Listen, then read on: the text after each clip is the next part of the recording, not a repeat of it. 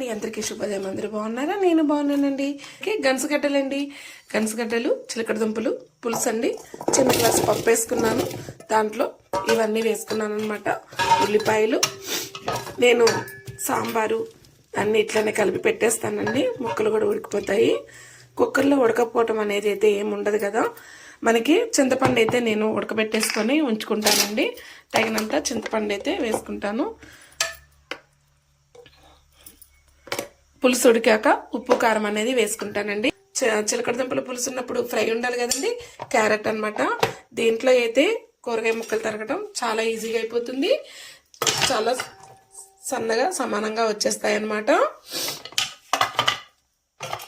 ఇవన్నీ అందరిలో ఉన్నవే కానీ నేనైతే ఇది ఎక్కువగా వాడతానండి.